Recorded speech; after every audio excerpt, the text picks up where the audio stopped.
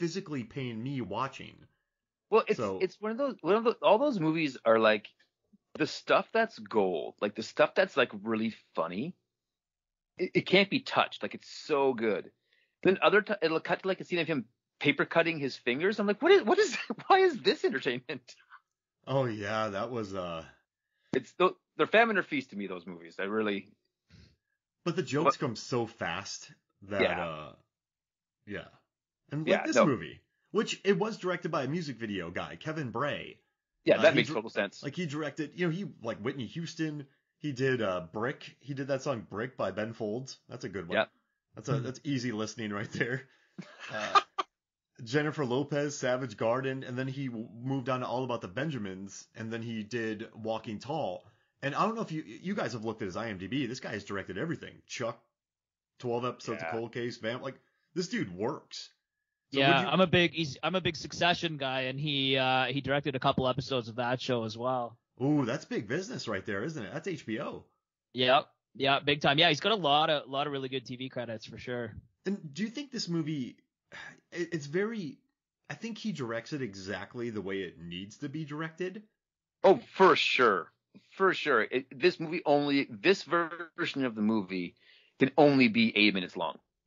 Yeah. What kind of extra, what? This would have to be a 1970s movie that's 2 hours long, or a 2004 movie that's 80 minutes. Exactly. It's either 73 and 125 minutes, or it's 2004 and it's 80. So another quick tie-in to the Walking Tall franchise is the first Comic-Con that I volunteered at was in 2005, and one of the tables I first worked was Kevin Sorbo. Ooh. And so I was sitting with him, and you're just trying not to look stupid at first. You're like chit-chatting or whatever. And I'm like, oh, so what have you been doing recently? And he's like, well, I just finished filming Walking Tall 2. And I was like, oh, are you like the villain? He goes, no, like I'm starring in it. And I was like, oh. And I had to like very politely be like, you're playing The Rock's character? What's happening? And I was like, cool, man. Sounds cool. So that was like my first bit of like inside Hollywood knowledge I ever had. I could have called TMZ and broke the story. It's incredible. Sorry, Bill. I was just gonna say it's incredible that both Kevin Sorbo and The Rock, both are in Walking Tall and both played Hercules as well. Exactly. Yeah. Oh man, I miss Hercules and Xena. They were perfect TBS, TNT. That's kind of here where they played them, just like 11 a.m. Oh yeah. Background watch. Super cheeky. But wait, before I forget, I just wanted to see what y'all thought about this. My biggest complaint about this movie is whenever they're in the town or whenever they're driving around, there are so many extras walking on the street. So this town is supposed to be like overrun by drugs and XXX stores and everything's dying, right? But then you see a happy couples walking in the background. It's just and then you cut to a scene where there's that XXX store and there's like 8 people walking inside of it. You're like, it's a very busy adult store. People are just plowing in there. And then there's a scene where after The Rock is getting arrested, the entire town's like he's driving not even the main square. He gets surrounded by about 50 people immediately. I'm like, why? Like, listen, they shot this movie in Vancouver. I'm pretty sure they had a bunch of extras and they wanted to have crosses. They wanted it to make it seem like a town. But there's just way too much extras movement, and they're all walking like extras. Did you guys pick up on the extra work in this movie or no? It seemed like a bustling town. I'll say that out loud. It seemed like a very, very bustling town. My biggest complaint, my only complaint about this movie, was I felt, and this is going to be, I don't know, the Ashley Scott dance sequence seemed awkwardly long. I remember watching it. No, first time, granted, I saw it in a theater with my parents. I was like, this is weird. I don't know where to look or what to do right now. But even like watching it now, I'm like, this seems like it's just a gratuitous. It seems like a music video. Like I'm like, this just keeps going on and on and on.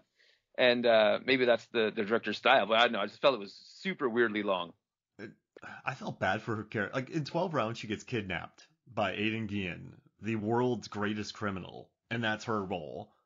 And then in this one, she just kind of wants a big breakfast and then gets shot at, and it's very gratuitous. She just Now, Mark though. She wants a big breakfast. Remember that? Does that sit like? Yeah. I'm sure we got some stuff in the fridge. Like, I want bacon, I want eggs, I want French toast, I want pancakes, I want waffles, I want some shizuka, I want some cinnamon rolls.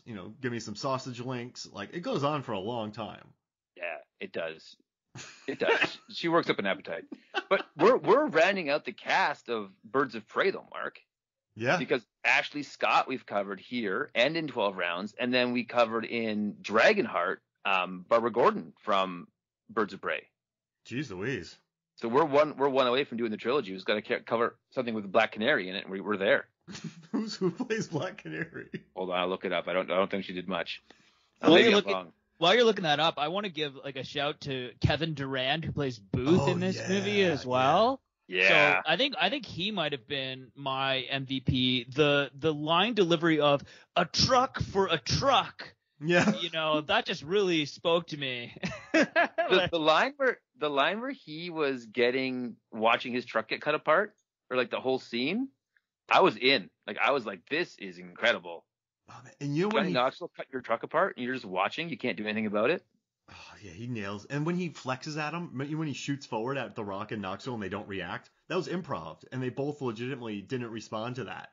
And then Amazing. Knoxville's improv, like, look at this idiot. Like, they actually did that.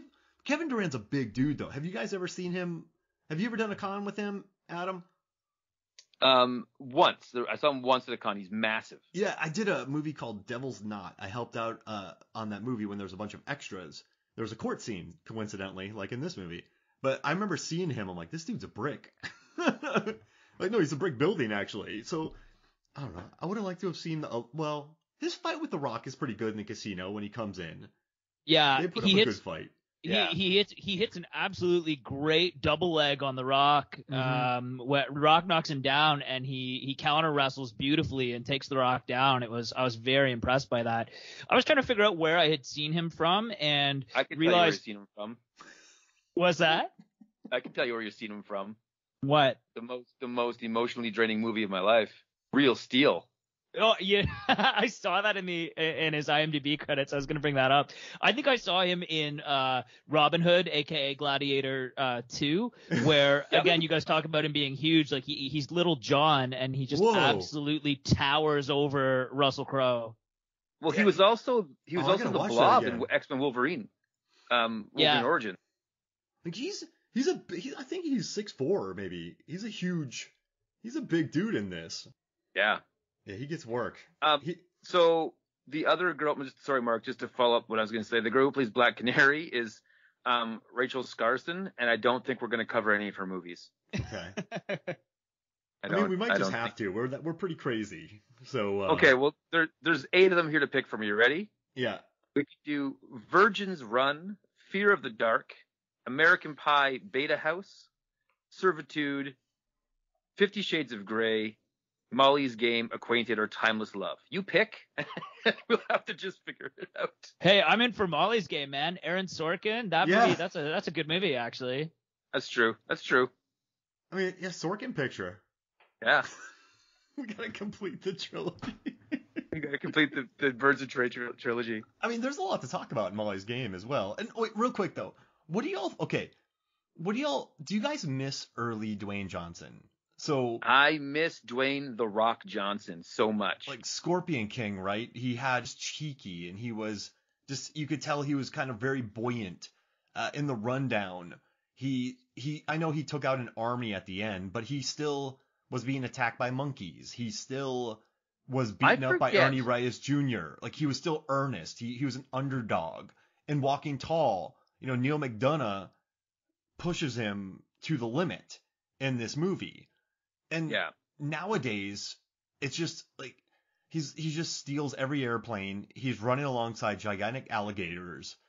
He in Fast and Furious 6, he throws a 250-pound guy around like a beach ball.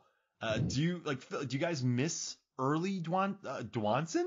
Do you guys miss early? Do you guys early Rock to Dwayne Johnson? Yeah. Do you miss that? Like, I mean, did he have to make that evolution? No, I think to your point, When he did Walking Tall and The Scorpion King and The Rundown, we'll call that his original trilogy there. I think he was trying to prove he could act, right? He was like, that's why he took Walking Tall. Yeah. Yeah. He wanted to prove that he could be an actor. His courtroom scene. Now his courtroom scene. No, I'm serious. Now he's come. I'm with you. But now he's come so far the other way where he's an attraction, right? I think he's just The Rock. Where if he's hired to be in a movie, they're like, just come show up and be The Rock. And I think he's kind of got that Clint Eastwood and Christopher Walken kind of thing going on, where I think every time he does an audition, he's like, do you want me to act or do you want me to be The Rock? Yeah. When was the last time, like, look at Phil, Adam, like, when was the last time he wasn't Dwayne Johnson in a movie? Faster. Yeah. Yeah. We all just kind of went. Yeah. No discussion. It might be this, like, even in Get Smart, which he does like right after this, he's like kind of, cool The Rock. He's like the cool secret agent in that movie. Yeah. Yeah. And you know what killed him? Maybe Doom. What killed him was Southland Tales. I don't know if y'all remember this, but it's an R-rated movie, and it was by the guy who made Donnie Darko, and it was like this mind-bendy, twisty film, and it absolutely tanked. And Dwayne Johnson actually plays a character in it, 2 characters, and I think he really tried to like make this art house film, and then once that tanked, once Be Cool didn't do well, because he played like his character was like a gay bodyguard who was a musician as well. He lost a bunch of weight for Be Cool. Yeah, and then he did Doom, which didn't do well in Southland Tales, and then after that, I think he started doing more like the safer movies. So I think maybe like those kind of made him be like, okay, I can't, like, I tried to do the acting thing, and now like he still acts, but then after this, maybe like you said, Faster in 2010, he's gone on to being Dwayne Johnson, if that makes sense. Like in the wrestling world, it's often said that there's workers and there's attractions. And so the workers are the guy that goes bell to bell and puts on the best show, but the attractions are why people pay the money to go see it, right? They're like Andre and Hogan in WrestleMania 3 was the attraction, where Savage and Steamboat put on the show. So like Disco Inferno is the worker. Dude, what a pull, Disco Inferno. What a pull. Okay, I saw him at a WCW show. Oh, this is why we're friends, Mark, because you make the old Disco Inferno pull. So he I saw him, and Norman Smiley, I think, was there. This is still when NWO, LWO, all those people were around. Jericho was still in the WCW. I went to it was like a Barnhouse Brawl type show that I went to. It wasn't even that big, and I remember watching that. But yeah, so Disco Inferno, he's that guy, right? Wait. Yeah, well, but actually, to that point, all of WCW's undercard at that point in time were the workers. They had such a strong undercard. Jericho, all those luchadors, Dean Malenko, all that stuff. They were the workers. But the NWO, like Kevin Nash and Hogan, those guys who are huge, didn't do much in the ring, that was the attraction. People came to see what they were going to do next. And so, I think you get a little bit of a parallel there where The Rock was going to be the worker, but once you can be the attraction, once you can just do that, then that's what you get stuck doing, right? Then you're just The Rock. I think what Walking Tall has shown us, though, based on that fantastic courtroom scene, which may have been my favorite scene in the entire movie, is that we need to pair. Speaking of Aaron Sorkin, we need an Aaron Sorkin and The Rock courtroom drama. Whoa! Oh man, can Joe Don Baker be the old man attorney so that we get both Walking Tall guys in there? Oh my gosh, rock the case. Rock the case.